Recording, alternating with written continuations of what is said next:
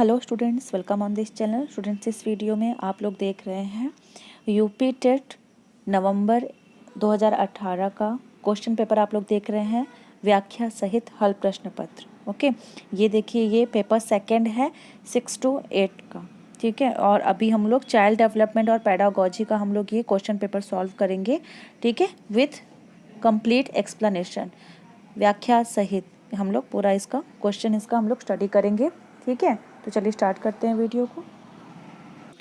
First question है students कि बाल विकास और एवं शिक्षा शास्त्र का पहला क्वेश्चन है कि किंडरगार्टन विधि का प्रतिपादन किसने किया। तो किंडरगार्टन विधि का प्रतिपादन किया है, ये फ्रोबेल ने किया है किंडरगार्टन विधि का प्रतिपादन। तो किंडरगार्टन प्रणाली के प्रतिपादक कौन हुए? फ्रोबेल। और किंडरगार्टन का अर्थ क्या होता है? ठीक है, तो किंडरगार्टन का अर्थ होता है बच्चों का उद्यान।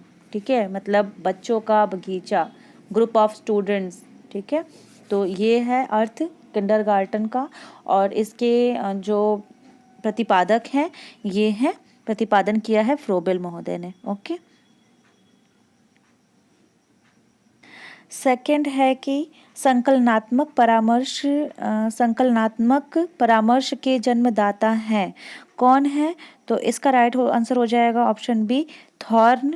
ठीक है, FC थॉर्न जो है ये संकलनात्मक परामर्श के जन्मदाता हैं।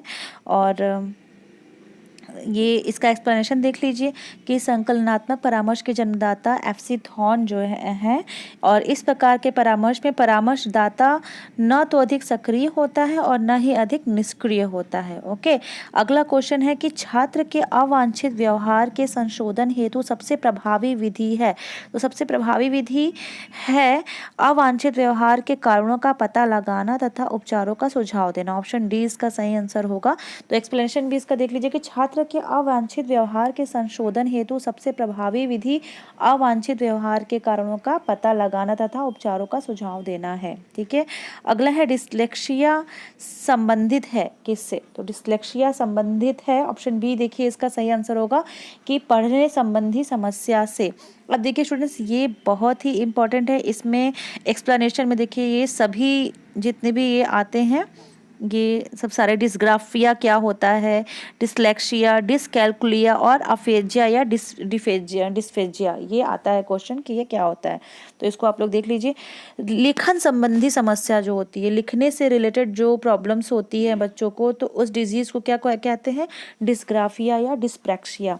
पढ़ने संबंधी समस्या जो होती है उसको कहते हैं डिसलेक्सिया। गणितीय कौशल संबंधी समस्या जो होती है उसको कहते हैं डिसकैल्कुलिया। और मौखिक रूप से सीखने की अक्षमता जो होती है वो होती है अफेजिया या डिस्फेजिया। ओके, अब लास्ट क्वेश्चन, ये 5 क्वेश्चन देखिए। ब्रेल लिपि एवं टेप रिकॉर्डिंग किसके लिए शैक्षिक प्रावधान के रूप में प्रयुक्त किए जा सकते हैं? तो इसका राइट आंसर हो जाएगा ऑप्शन नंबर बी, इसका सही होगा, दृष्टि बाधित विद्यार्थी। ठीक है, ब्रेल लिपि एवं टेप रिकॉर्डिंग जो है ये दृष्टि बाधित विद्यार्थी के लिए शैक्षिक प्रावधान के रूप में प्रयुक्त किए जाते हैं। ठीक है, अगला देखते हैं हम लोग। 6 नंबर क्वेश्चन स्टूडेंट्स देखिए, CWSN का अर्थ क्या है? तो CWSN का अर्थ होता है children with special needs, Hindi विशिष्ट आवश्यकता वाले बच्चे। तो ये ऑप्शन कौन सा है? Option number A. ठीक है, तो विशिष्ट आवश्यकता वाले बच्चे, चिल्ड्रन विथ स्पेशल नीड्स, ये हो गया CWSN का अर्थ। ओके, अगला देखिए 7 नंबर, निम्न में से कौन सा परामर्श का एक तत्व नहीं है? तो ऑप्शन ए है वृत्तिक वृद्धि। परामर्श का तत्व साक्षात्कार, विश्वास और संप्रेषण होता है, किंतु इसमें वैतरिक विधि सम्मिलित नहीं होती है।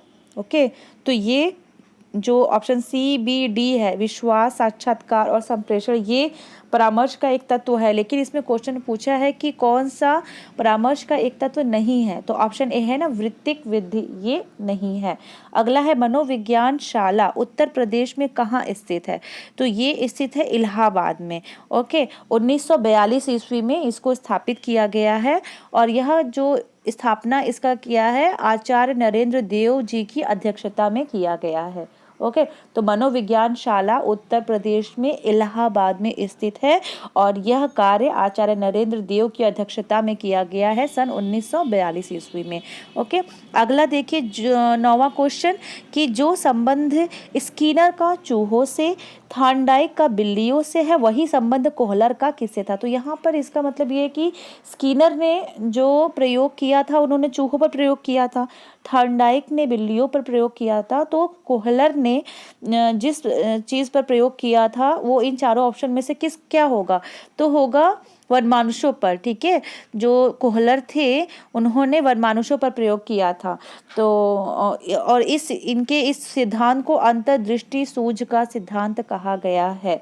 ओके, अगला 10वां नंबर क्वेश्चन है कि अधिगम का पठार है। तो अधिगम का पठार है अधिगम में अवरुद्ध वर्धन, ऑप्शन नंबर बी इसका सही होगा। अधिगम का पठार अधिगम में अवरुद्ध वर्धन का सूचक होता है और अधिगम वक्र का कुछ भाग अत्यंत कम उन्नति को प्रदर्शित करता है। नगण्य उन्नति को प्रदर्शित करने वाले इस प्रकार के भाग अधिगम के पठार कहलाते हैं। अगला है कि द बिहेवियर ऑफ ऑर्गेनिजम्स नामक पुस्तक के लेखक कौन है। तो पुस्तक के लेखक है स्किनर, ऑप्शन नंबर बी इसका सही हो जाएगा 11वां नंबर क्वेश्चन का। नेक्स्ट देखिए छात्रों में सही व्यवहार के प्रशिक्षण हेतु सर्वाधिक महत्वपूर्ण क्या है। तो इसका होगा सही व्यवहार का प्रस्तुतिकरण। छात्रों में सही व्यवहार के प्रशिक्षण हेतु सर्वाधिक महत्वपूर्ण कारक सही व्यवहार का प्रस्तुतिकरण है। यदि शिक्षक द्वारा विद्यार्थी के समक्ष आदर्श व्यवहार प्रस्तुत किया जाता है तो बालक भी उचित व्यवहार प्रस्तुत करते हैं। मतलब कि स्टूडेंट से अगर हम पोलाइटली बिहेव करेंगे तो स्टूडेंट्स भी हमारे साथ पोलाइटली ही बिहेव करेंगे। ठीक है, अच्छे से। तो बच्चों के साथ हमें उचित व्यवहार ही प्रस्तुत करना चाहिए, उचित व्यवहार करना चाहिए। और ज़्यादा गुस्सा करेंगे तो अंदर ही अंदर वो लोग गुस्सा होने लगेंगे, बोलेंगे अरे ये सर जी तो बेकार है, ये मैडम जी तो बेकार है। ठीक है, 13 देखिए समस्या समाधान में लक्ष्य प्रवणता के संप्रत्यय को किसने प्रस्तावित किया था। तो इसका राइट आंसर हो जाएगा ऑप्शन नंबर बी हल। ठीक है, समस्या समाधान में लक्ष्य प्रवणता के संप्रत्यय को क्लार्क हल ने प्रस्तावित किया था और हल के सीखने की विधि को परिकल्पित निगमनात्मक विधि या तार्किक निगमनात्मक विधि कहा जाता है। अगला देखिए इनमें से कौन सा शिक्षण की विचारधारा से संबंधित नहीं है। तो इसका राइट आंसर हो जाएगा option number C David Hume. ठीक है, डेविड ह्यूम जो हैं ये जो सूक्ष्म शिक्षण की विचारधारा से एलन है, DW एलन बुश तथा एचिसन संबंधित है, लेकिन डेविड ह्यूम इससे संबंधित नहीं है। नेक्स्ट देखिए 15 नंबर क्वेश्चन कि निम्न में से कौन सा शिक्षण अधिगम का स्तर नहीं है। अधिगम का स्तर नहीं है इस ऑप्शन में पूछा गया है। तो स्मृति स्तर, मेमोरी लेवल, स्मृति स्तर, अवबोध स्तर और परावर्ती स्तर, यानी कि ऑप्शन नंबर बी और ए, बी और सी ये जो है ये शिक्षण अधिगम का स्तर है।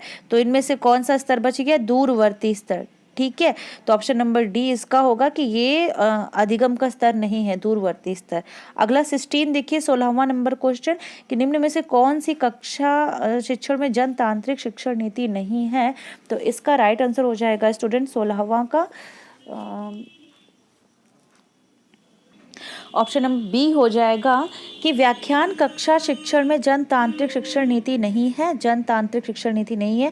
और व्याख्यान किसी अध्यापक अथवा विशिष्ट व्यक्ति द्वारा दिया जाता है जो कि अपने विचारों को प्रकट करते हैं। तो ऑप्शन नंबर बी उसका सही होगा। ओके, इसी के साथ ये वीडियो मैं यहीं पे रोकती हूँ। इसके आगे के इसी तरह के क्वेश्चंस आगे नेक्स्ट वीडियो में, अगले वीडियो में मैं अपलोड जरूर करूँगी। तो आप लोग इस चैनल से जुड़े रहिए और अगर अभी भी सब्सक्राइब नहीं किया जल्दी से सब्सक्राइब कर लीजिए और नोटिफिकेशन बेल को ऑन रखिएगा, क्योंकि जब भी वीडियो अपलोड होगा तुरंत आप लोगों को नोटिफिकेशन मिल जाएगा और आप लोग इसको देख सकते हैं, इससे हेल्प ले सकते हैं। और स्टूडेंट्स लास्ट प्रीवियस ईयर के पेपर भी आप इस चैनल के प्लेलिस्ट में भी जाकर आप देख सकते हैं। Okay, thank you for watching this video, keep watching.